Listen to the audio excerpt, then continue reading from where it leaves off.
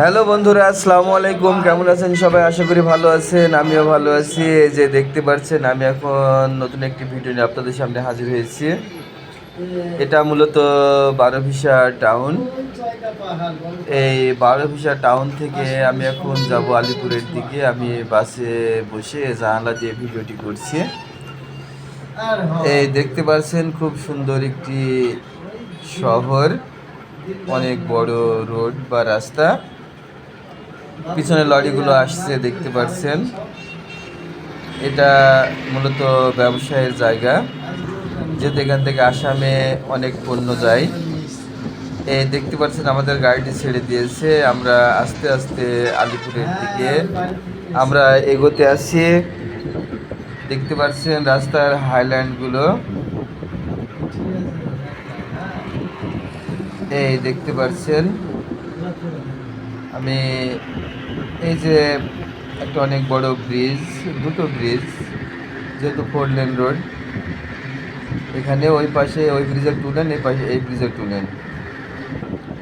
এদিক থেকে এদিককারগুলো এদিক দিয়ে যায়, ওদিককারগুলো ওদিক দিয়ে যায়। এই আসামের প্রকৃতি, নদী নালা, খাল বিল, পাহাড় পর্বত, বন জঙ্গল ভর্তি, কি না এখানে সব আছে। এই দেখতে পাচ্ছেন হাইল্যান্ড।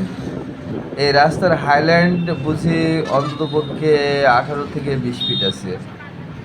এই আমরা এসে পৌঁছে গেছি তেলিপাড়া, কামাখ্যাগুড়ি তেলিপাড়া। এই দেখতে পাচ্ছেন,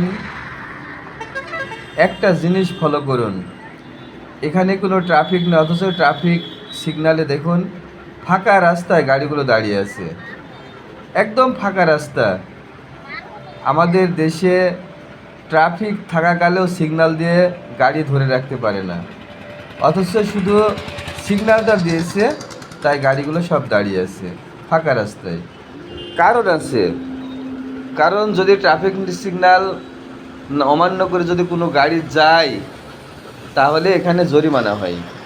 কেমন জরিমানা? জরিমানা করতে লাগে না, ওখানে ক্যামেরা আছে, ক্যামেরায় যদি দেখে যে সিগন্যাল পড়াকালে কেউ গেছে, এমনিতেই সেই গাড়ির নামে কেস হয়ে যাবে। পরে ওই গাড়ির ফোন নাম্বারে মেসেজ যাবে, পরে নিজে গিয়ে টাকা কোটে দিয়ে আসতে লাগবে। এ হচ্ছে আইন। এই দেখতে পাচ্ছেন, ওখান থেকে আমাদের গাড়িটা ছেড়ে দিয়েছে তেলিপাড়া থেকে। আমরা এখন আস্তে আস্তে এগোচ্ছি ন্যাশনাল হাইওয়ে টোল প্লাজার দিকে। এই হাইওয়েটা টোল দেওয়া হয় বা নেওয়া হয়, যেহেতু একদিকে আসাম একদিকে ওয়েস্ট বেঙ্গল। ওয়েস্ট বেঙ্গলেরও শেষ সীমানা আসামের শুরু, আবার আসামের শেষ সীমানা ওয়েস্ট বেঙ্গলের শুরু। এই দেখতে পাচ্ছেন national highway road toll plaza. এদিক দিয়ে যেতে গেলে প্রত্যেকটা গাড়িকে টোল দিতে লাগে। আমাদের গাড়িটাও টোল প্লাজায় দাঁড়িয়েছে টোল দেওয়ার জন্যে।